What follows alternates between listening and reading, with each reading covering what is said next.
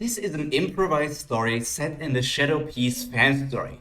However, it is in the pre-time skip era. There will be no pictures here, so you have to use your imagination. I hope you enjoy it. After Crocodile's plan in Alabasta succeeded, many things happened in that island of the sand. Nobody knew exactly how it would develop. King Cobra, Princess Vivi, the royal guards, and everyone else important from the royal family has died. The entire kingdom of Alabasta is in ruin, and without anyone from the royal line still existing, there was only one option how this entire thing could develop.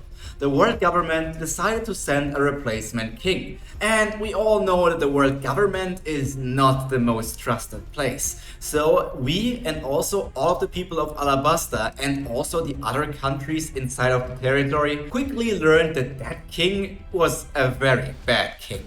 Some might think that a kingdom in ruin after being destroyed by one of the Warlords of the Sea, or now in the future one of the Yonko, is pretty much doomed, but it only got worse for them.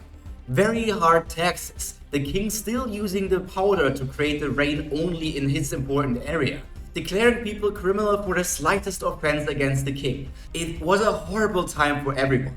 If any of the revolutionaries of Alabasta still lived, they for sure would have done something, but only old people and the very young people remained. All the young people died in the last war. Alabasta had not much of a future left. Until one pirate crew arrived. One pirate crew that all of you know very well, but in this story they are the main characters, and not just side characters. After many years in the East Blue, this pirate captain wanted something a bit bigger. He partied so much, but after all that time he thought, why not check out the Grand Line one more time?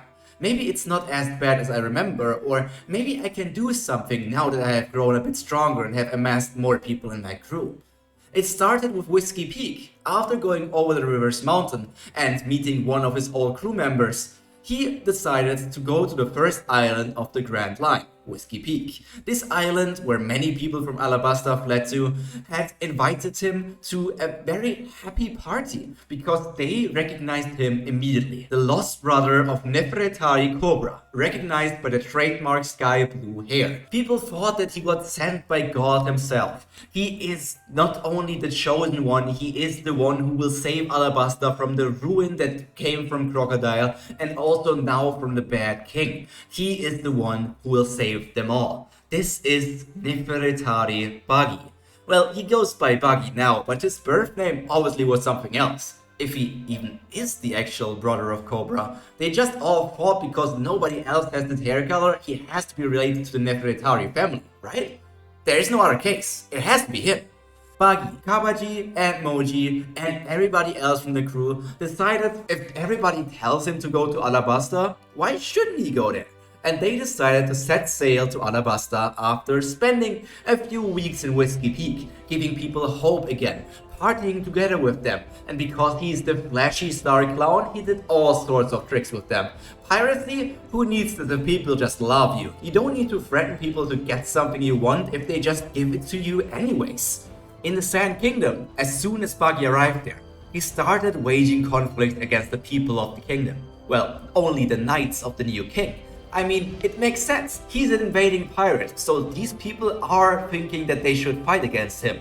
But what they didn't expect is that the actual citizen of Alabasta started to gather around this pirate crew. But instead of calling them a pirate crew, they called them the righteous heirs to the throne. This continued on and on for many months until a massive group formed under Buggy. It's not that they are just members of his pirate crew now. They want him to be the new king. And as you expect, the revolution was quite easy. This king was always just meant to be a puppet king of the world government. But if a righteous heir appeared, they could not just keep him there forever. So Buggy just appeared, and he was a bit brutal. The Buggy Ball, you know how that thing works. It is there for a massive explosion. And that king, well, he's not there anymore. But as Buggy is part of the Nefertari family, he also is a descendant of one of the original kingdoms, which kind of makes him a celestial dragon, partly. So the world government is very curious about where this person has been and what his past is. His story about being a part of the Rogersbase Pirates, that is going to come to light sooner or later. With Kabaji and Moji as the two new royal guards of the kingdom of Nefertari Buggy, you do know what happens with royal guards in Alabasta, right? This devil fruit always finds their place into the hands of the two royal guards. And that means that Kabaji and Moji respectively have consumed the falcon fruit and also the jackal fruit. They are now the real guardians of Alabasta. Buggy himself, he already has a devil fruit, and he is much stronger than the last king of Alabasta. So if another pirate appears, Buggy will stop them. Well, if it's Crocodile again, I don't think Buggy is capable of that, but Buggy will stop all of them. Because you did not expect this. This story just doesn't stop after Buggy became the king and somehow achieved greatness, without him basically understanding a single thing that happened during his time on Alabasta. Because he also went to the Reverie 2 years later, and all of his charisma just made him able to ally with all sorts of kingdoms. Alabasta grew more and more in size, and this is just what you expect of Buggy. He kept on increasing the power of Alabasta, and pretty much you could compare him to an emperor now. He is not just Nefertari Buggy anymore, he's Emperor Nefertari Buggy. His kingdom size has grown much in size, and because he is such a wise king, there's actually one party that joined under him that we all know and actually love. The Drum Kingdom, or the New Drum Kingdom, Sakura Kingdom, I don't know the official name, because officially now it's just a vassal state of the new Alabasta Kingdom under Nefertari Buggy. Why did they decide to do it? Buggy is just so charismatic that they thought this would give them a much better option. An alliance between a snow winter island and also a summer desert island is what everyone thought would be best. They can help each other out. The connection between those two countries went back so far that even Nefertari Cobra and Wapol were somehow connected. Buggy and Dalton working together just fits perfectly. And now, even if Buggy doesn't want to do it himself, somehow more and more people just find themselves scattering under him. Buggy's kingdom is going to grow more and more. And one day he might be powerful enough to be even considered a threat for the world government. But for now he's just the emperor of the Alabasta Empire. What a true story to be told. This is Buggy's story. But will he somehow be able to confront Emu in the future? Well, maybe next year on April we will be able to tell another Untold tale.